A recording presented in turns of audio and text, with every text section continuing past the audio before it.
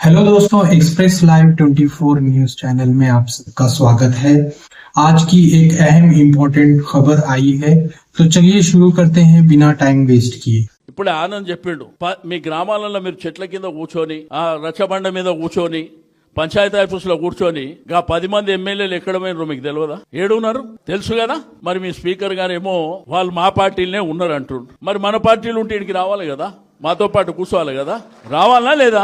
మరి మన పార్టీలు ఉన్నాడు మేము కూర్చున్న వేదిక మీద కూర్చొని మాట్లాడాలి కదా. చెప్పేటోనికి ఏమన్నా సిగ్గాను ఉన్నదా? తీసుకున్నాడేమో నా పిల్లలు కాదంటుడు, పోయినాడేమో ఆయనకి పుట్టిన పిల్లలే నా పిల్లలు కాదని వీడు అంటుండు. అరే ఇప్పుడు మనిషి జీవితంలో బతకొచ్చు. ఇప్పుడు నేను కూడా 2014లో తెలుగుదేశం పార్టీలో గెలిచిన, నేను కూడా కేసీఆర్ పార్టీలో చేరినప్పుడు నేను ధైర్యంగా చెప్పిన 2 రాష్ట్రాలు అయిపోయినాయిరా నాయన, కాబట్టి మా రాష్ట్రం మేము అభివృద్ధి చేసుకుంటామని చెప్పి జాయిన్ అయినా.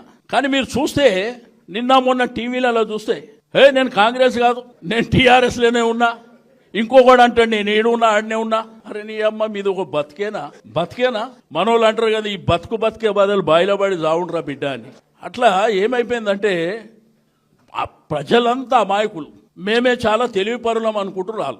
మీ స్పీకర్ గారేమో మరి విచిత్రమైనటువంటి తీర్పు ఇచ్చిండు. లేలే వీళ్ళు మా పార్టీ కాదు టీఆర్ఎస్ పార్టీ. మరి నేను స్పీకర్ గారికి మా ఆనంద్ గారికి చెప్తున్నా, రేపు పొద్దున స్పీకర్ గారి దగ్గరికి పో, మా వాళ్ళని 10 మందిని కండువేసి పంపిస్తారని చెప్పు.